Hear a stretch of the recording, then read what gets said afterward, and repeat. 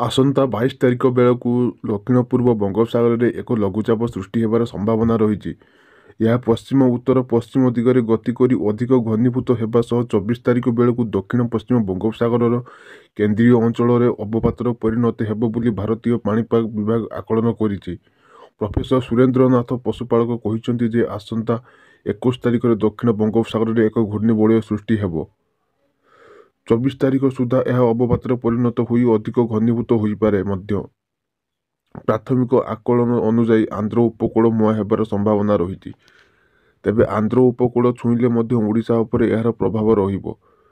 27 ତାରିଖରେ କେନ୍ଦ୍ରାପଡ଼ାରୁ ଗଞ୍ଜାମ ଓ ଗଜପତି ଜିଲ୍ଲାରେ ମେଘୁଆ ପାଗ ସହ ବର୍ଷା ହେବ। 28 ତାରିଖରେ ଉତ୍ତର ପଶ୍ଚିମ ଓଡ଼ିଶା ବ୍ୟତୀତ ରାଜ୍ୟରେ ଆଉ କିଛି ଅଞ୍ଚଳରେ ବର୍ଷା ସହ 29 ତାରିଖରେ ଗଞ୍ଜାମ ଗଜପତି ଜିଲ୍ଲା ପ୍ରଭାବିତ ହୋଇପାରେ।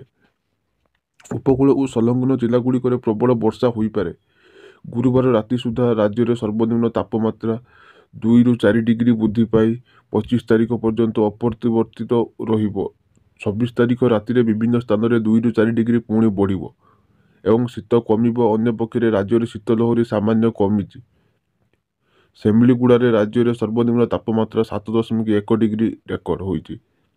ତେବେ କନ୍ଧମାଳ ଜିଲ୍ଲାରେ ଉଦୟଗିରିରେ 7.7 ଏବଂ ଦାରିଙ୍ଗବାଡ଼ିରେ 8.5, ଫୁଲବାଣୀରେ 9, ଅନୁଗୁଳରେ 10.6, ଭବାନୀପାଟଣା ଓ ନବରଙ୍ଗପୁରରେ 11 ଟପିଲା। ଚିପିଲାମାରେ 11.2, ଝାରସୁଗୁଡ଼ାରେ 11.6, କୋରାପୁଟରେ 12 ଡିଗ୍ରୀ ରହିଥିବା ବେଳେ କଟକ ସହରରେ ତାପମାତ୍ରା ସାମାନ୍ୟ 14.4 ଓ ଭୁବନେଶ୍ୱରର ସର୍ବନିମ୍ନ ତାପମାତ୍ରା 15.2 ଡିଗ୍ରୀ ଥିଲା। आशा करी संपूर्ण अपडेट पाइपारे तो वीडियो को लाइक करूँ, शेयर करूँ। एमती वीडियो देखिए चैनल से जोड़ी हूँ, चैनल को सब्सक्राइब करूँ। जय जगन्नाथ।